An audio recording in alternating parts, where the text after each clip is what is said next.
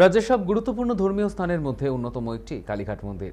প্রায় প্রতিদিনই বহু ভক্তের সমাগম হয় এখানে। বিশেষ দিনগুলিতে ভিড় আরও বেড়ে যায়। তাই দর্শনার্থীদের নিরাপত্তা আরও আঁটোসাঁটো করতে এবার কালীঘাট মন্দিরে শুরু হলো এনএসজির বিশেষ রেকি ও মহড়া। সোমবার কালীঘাট মন্দির চত্বরে পৌঁছয় 13 সদস্যের এনএসজির দল।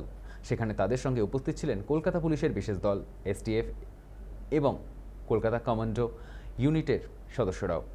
মন্দির চত্বরে থার্মাল স্ক্যানার সিস্টেম বসানোর পাশাপাশি ত্রিমাত্রিক ছবি সংগ্রহ করা হয় বলে জানা গিয়েছে। এনএসজি সদর দপ্তরের নির্দেশ অনুযায়ী 24 থেকে 27 আগস্ট পর্যন্ত কালীঘাট মন্দির চত্বরে এই বিশেষ নজরদারি ও রেকি চলবে। এনএসজির দলে ছিলেন একজন ইউনিট অফিসার, 2 জন অ্যাসিস্ট্যান্ট কমান্ডার এবং 10 জন কমান্ডো। মন্দিরের নিরাপত্তা ব্যবস্থাপনা নিয়েও মন্দির কর্তৃপক্ষের সঙ্গে কথা বলেন এনএসজির আধিকারিকরা। নাশকতা বা জঙ্গি হামলার আশঙ্কা মোকাবিলায় কী কী ব্যবস্থা রয়েছে তাও খতিয়ে দেখা হচ্ছে।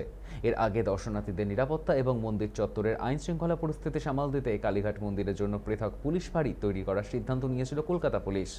এবার তারপরেই কালীঘাটে এনএসজির বিশেষ মহড়া ঘিরে আরও জোরদার হল নিরাপত্তা ব্যবস্থা।